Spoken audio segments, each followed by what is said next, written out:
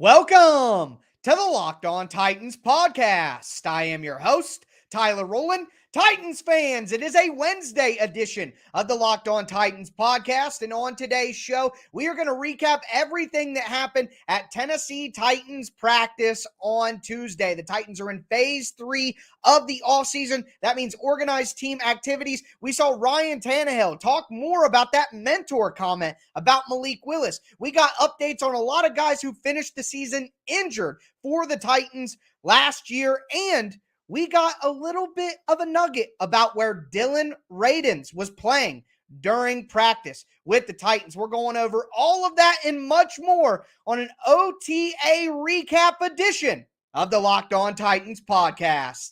Let's get it.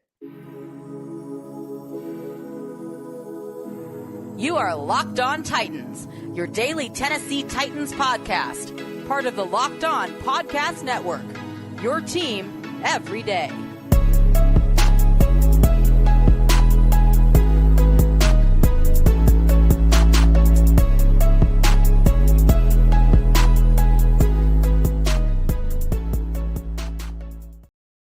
Titans fans, it is a Wednesday edition of the Locked On Titans podcast, or Tuesday night if you happen to be watching on YouTube. I am your host, Tyler Rowland. We're going to get into an OTA recap for the Tennessee Titans, talking Tannehill's additional comments on mentoring Malik Willis, Dillon Radunz, a little nugget there about where he might play on the offensive line, injury returns of Caleb Farley, Rashad Weaver, Robert Woods. I mean, so much to dive into on today's show. Before we get into it, I do want to thank you guys for making the Locked On Titans podcast your first listen every day. If this is your first ever listen to the Locked On Titans podcast, make sure you subscribe on whatever platform you do stream. I am going to be putting out daily, Monday through Friday, Tennessee Titans content, not only during the season, but literally all year long, free and available on all platforms, including the Locked On Titans YouTube channel. Subscribe over there, smash that notification bell so you know when all the content goes live, and throw a thumbs up on the video if you're watching right now on YouTube. But with all that being said, we're going to dive into this OTA recap for the Titans, and I'm very excited to dive into it because a lot happened in today's practice or yesterday's practice, depending on when you're listening. And the first thing that I want to get into, though, is who wasn't there?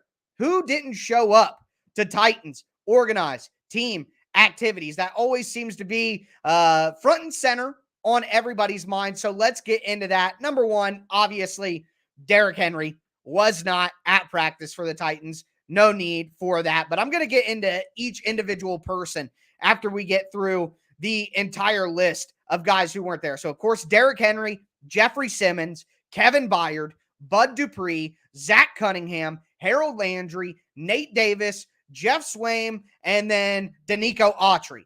Monty Rice and Elijah Molden were a little bit limited, and there were some other guys who were limited with yellow jerseys on. We'll get into all of that, but the guys who weren't there, again, Derrick Henry, Jeffrey Simmons, Kevin Byard, Bud Dupree, Zach Cunningham, Harold Landry, Nate Davis, Jeff Swaim, and Danico Autry. And if I'm honest with you guys, it doesn't matter. I mean, look at the names that we just went through. I mean, for the most part, we're talking about some of the best Tennessee Titans players. And Mike Vrabel had quotes today after practice saying that he's talked to everybody.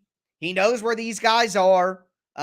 He's not worried about it. He did say, quote, "It's critical anytime we have a chance to coach guys out on the field." So he wants to coach everybody. He wants everybody to be out there. But he also said he knows the guys who aren't here will come ready to go.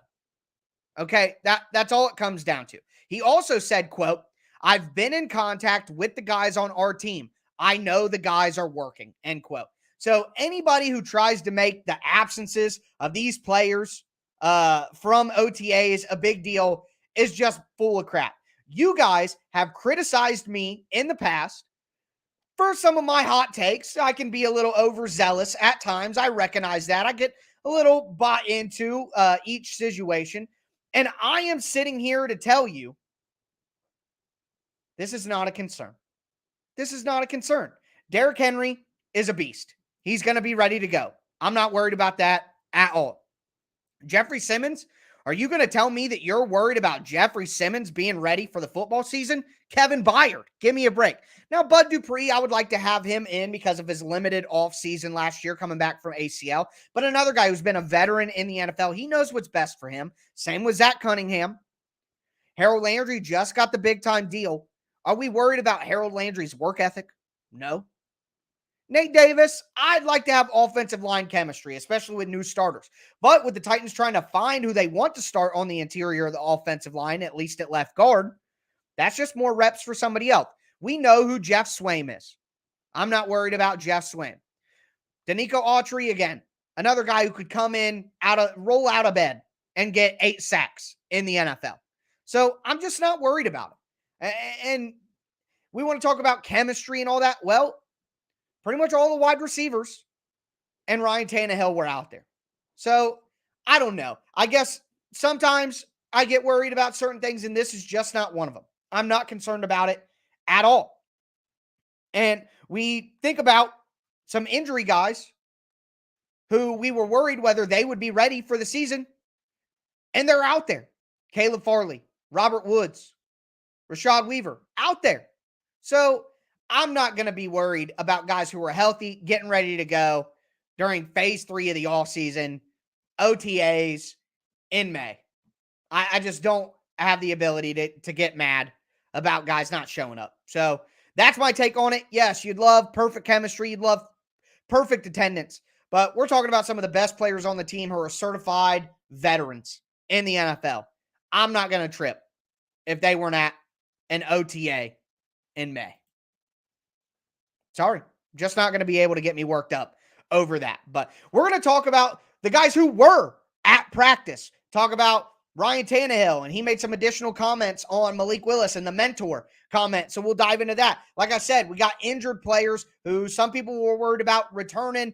We got a little nugget on Dillon Radunz to go over. So very excited to continue today's show, recapping the Titans OTA on Tuesday. Before we get into the rest of today's conversation, though, do want to tell you guys about Athletic Greens and a great product that they have called AG1. Our next partner has a product that I use literally every day. I started taking AG1 because, honestly, I don't have time to take a million different supplements and a million different vitamins when I could get all of that in one scoop of AG1. I want better gut health. I want more energy. I want to optimize my immune system.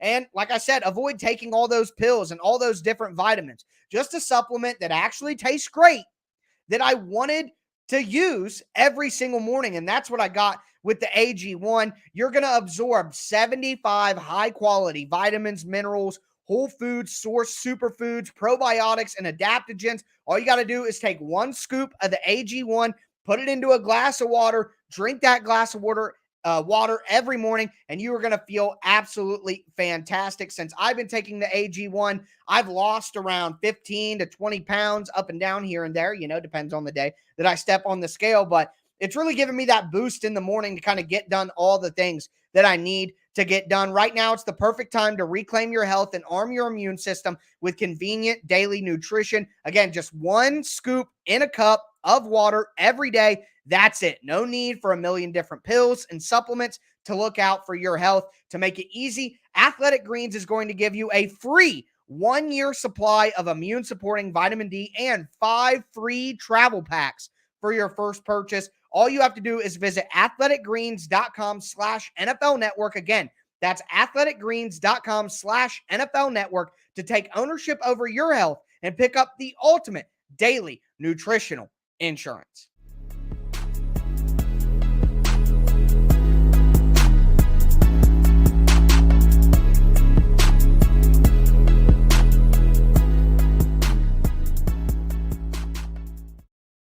Titans fans, we're going to continue this Wednesday edition, Tuesday night, if you're watching on YouTube, of the Locked On Titans podcast. We're recapping OTAs from Tuesday. So the Titans are in phase 3 of their all-season program. They're doing OTAs between the beginning of this week, which was May the 23rd, all the way until June 9th. There will be no practice on Wednesday. The Titans had practice on Monday. They had practice on Tuesday. Monday wasn't open to the media, though, so that's why no updates from that. But the Titans won't have OTAs on Wednesday. So tomorrow's show, I'm going to be kind of asking questions that I have during OTAs, things that I want to see, interesting comments that I have on where the Titans are at with the roster. So that's going to be tomorrow's show. But we're going to continue this recap now. Thank you guys for making the Locked On Titans podcast your first listen every day. Make sure you subscribe on whatever podcast platform that you do stream. If you're watching on YouTube, subscribe, hit the notification bell, hit the thumbs up video or the thumbs up button. I would appreciate that. But diving into some additional stuff here. Number one, we got to talk about the injury guys who are coming back. We're talking about Robert Woods, who tore his ACL last year, already participating in OTAs. Man, that is just phenomenal news. Robert Woods is going to be so important to the Titans now. His importance is heightened now that A.J. Brown was traded to have a true veteran. Other than Robert Woods, the Titans have no real veteran wide receivers. I mean, Nick Westbrook-Ikhine, who I don't think should be anything more than a third or fourth wide receiver at best in the league. Outside of that, it's all rookies. So, very important for Robert Woods to be out there. Caleb Farley as well out there. And Rashad Weaver, another guy who everybody was interested coming off the broken leg, was out there for the Titans. Now, there is a caveat. Some of the guys who were out there were in a yellow jersey. So think about these guys I just mentioned. Robert Woods, Caleb Farley, Rashad Weaver. Yellow jersey is non-contact. Don't make contact. But other guys, Christian Fulton. That was a bit of a surprise to me, but also in a non-contact jersey. Racey McMath, Chris Jackson, Briley Moore, Monty Rice, Elijah Molden, also out there in non-contact jerseys. Again, guys, it's May. It's May. There's just no reason to freak out. All of these players being out there despite some offseason surgeries or injuries last season, that is a great thing for the Titans. So all of this news is just fantastic stuff. Just to have those guys out there, the first session of full team OTAs, and Caleb Farley's already out there looking big too, man. I mean, Mike Vrabel talked about this. He talked about Robert Woods and Caleb Farley recovering from ACL. He said, quote, building confidence as they get back out on the field, recovering from their ACL injuries. Absolutely. He talked about Caleb Farley, quote, you see how quickly his body was able to develop when he had somewhat of an off season this year. Also talked about him changing his body more. He said, quote, it doesn't look like his jersey is hanging on a coat hanger. I think that's pretty funny stuff right there from Mike Vrabel. But yeah, seeing guys like Rashad Weaver, Caleb Farley, Robert Woods back out there after their injuries, just fantastic stuff. You got to be happy about that from the Titans perspective. But also, I did want to mention some of the other guys who were dealing with injuries: Christian Fulton, Chris Jackson, Elijah Molden, Briley Moore, Racey McMath, also out there, Monty Rice, also out there in non-contact injuries, just because I want to say, do not freak out. It's no big deal. It's so early. It's good that these guys are coming back from injuries and are even available. Now, Caleb Farley and Robert Woods were both wearing knee braces, but I would rather have them wear knee braces than not. So, again, not a reason for concern from my perspective. I just don't see it as an issue whatsoever. So, all good stuff, in my opinion. Not only that, but some other notes here that I wanted to get into. One of the bigger notes, in my opinion, outside of who wasn't there, outside of the injuries,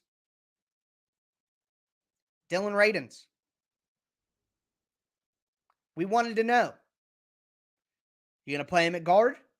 You going to play him at tackle? He was drafted as a tackle. He looked best as a tackle, but the Titans did play him a ton at guard, and all indications are that he played a majority of his snaps in practice at guard last year. I can't confirm that, but that's basically what you hear.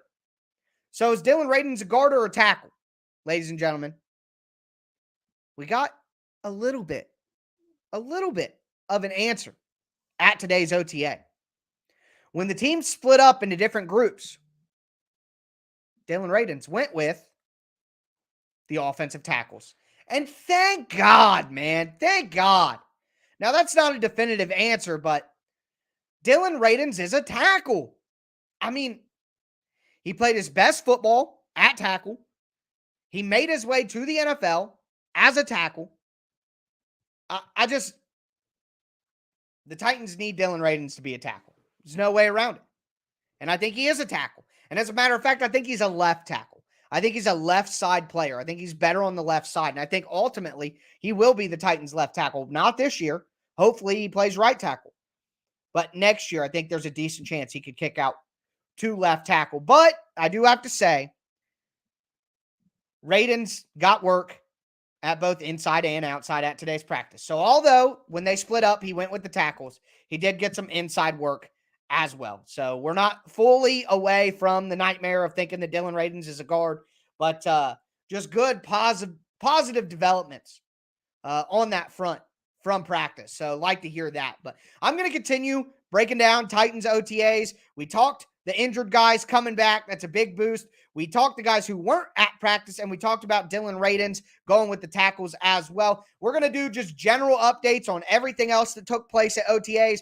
Do got to talk about Ryan Tannehill following up on his comments about mentoring Malik Willis, and he really trying to squash that out today. So we'll go over all of that. Before we get into it, though, do want to tell you guys about BetOnline.net. BetOnline is your number one source for all your sports wagering information. They have everything you need to know, all the latest updated odds, props, and lines. If you're interested in the NBA playoffs, the Major League Baseball regular season, UFC, boxing, horse racing, NFL futures, they have everything you could need at betonline.net, a new updated website. Make sure you use your desktop or your mobile device. Head there today to learn about all the odds, all the lines, all the props, all the trends, all the action.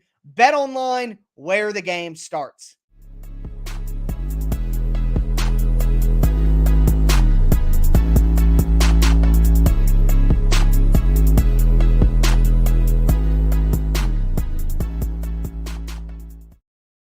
Titans fans, we're going to cap off this Wednesday edition of the Locked On Titans podcast, or of course, Tuesday evening, if you're watching on YouTube, by talking about all the other notes that took place at Titans OTAs. We've talked about who wasn't at OTAs. We talked about the injured guys coming back. We talked about Dillon Radunz going with the tackles. Now I want to talk about Ryan Tannehill's most recent comments on Malik Willis, some standouts from practice on Tuesday. So very excited to dive into all that. Before we do, I want to thank you guys again for making the Locked On Titans podcast your first to listen every day. Ask for your second listen. Check out the Locked On NFL podcast.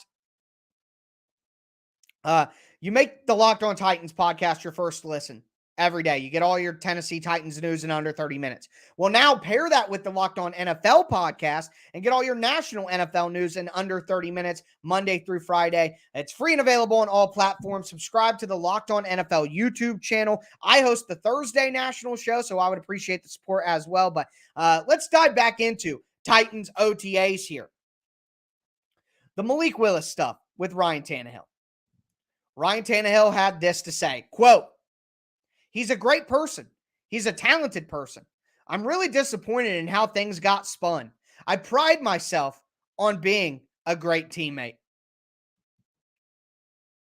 Perfect answer from Ryan Tannehill. It's a perfect answer. And quite frankly, if Ryan Tannehill could go back and give the original answer again, I believe that he would have said it differently. I believe Ryan Tannehill that he says, "I'm really disappointed in how things got spun. I pride myself on being a great teammate." I believe Ryan Tannehill if he wants to say that he's going to help Malik Willis. And there are videos showing that he was helping and teaching Malik Willis during individual quarterback drills. I believe Ryan Tannehill. But I do just want to say this. Tannehill is smart enough to know, and he's been in the NFL long enough to know, that his comment about not being a mentor, or it's not his job to mentor, he knew how that would come off. He knew that that would be spun the way it was spun. He's no dummy. Tannehill's been in the NFL for a decade. He knows how the media runs with things. So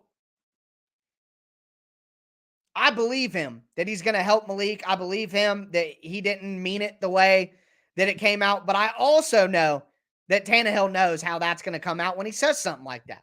He knew it. So I think maybe he was just mad that they traded AJ and drafted his potential replacement and just was in a petty mood. But either way, I do believe him. He'll help Malik, and he was doing that today. So we can put all of that behind us, and hopefully that topic is never brought up again. But outside of that, let's get into some standouts from OTAs. Number one, Austin Hooper.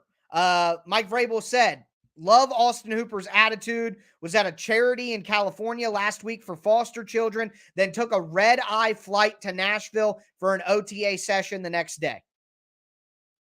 Also, worth noting that a lot of people that were at practice were noting just how many catches Austin Hooper had. I mean, Ben Author from Sports Illustrated said Austin Hooper caught several passes during team period, was a favorite target for Tannehill. So Austin Hooper, again, we knew this when Hooper was signed, but it just is a great opportunity to reiterate here. Somebody like Austin Hooper, who is a legitimate threat, even if not an explosive threat, a legitimate threat in the passing game, but can also block, is going to help the Titans so much. Swaim, you're not worried about him catching the ball, even if he can block. Anthony Ferkser, you weren't worried about him blocking, even if he can catch the ball. Having a guy that is a legitimate threat in both different fronts is just going to be so key for the Titans offense and not tipping what they're trying to do with their formations. Just so important. Some other guys who stood out. Nick Westbrook-Akina had a ton of catches. Kyle Phillips had another good day. Also do have to talk about this, though. Treylon Burks. Another limited day. Struggled staying on the practice field, left a few times, came back a few times. Mike Vrabel said there's no limitations. He was asked if Treylon Burks is dealing with allergies, and he said he wouldn't get into things like that.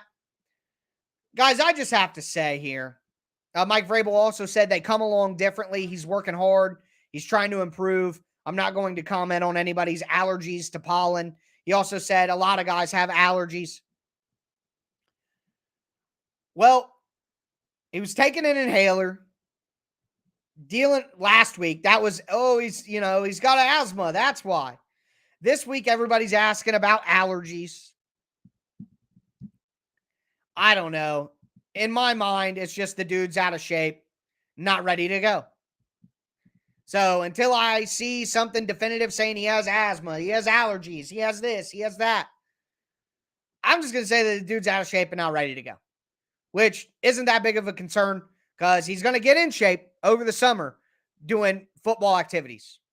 So, man, just everybody relax on it and relax in two different ways. Don't freak out because he's a little limited in OTAs in May. But also, don't try to say that he has asthma and allergies and make up all these medical conditions because you want to make an excuse for why he's behind. Going to need some proof of something like that before you can just make up those things. So we'll see. All right.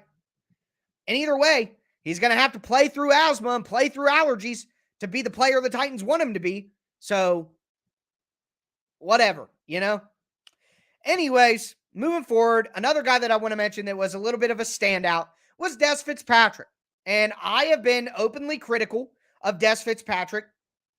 If any of you guys have been following the show since last draft, I was critical of the Fitzpatrick pick when it happened in real time. This isn't hindsight 2020.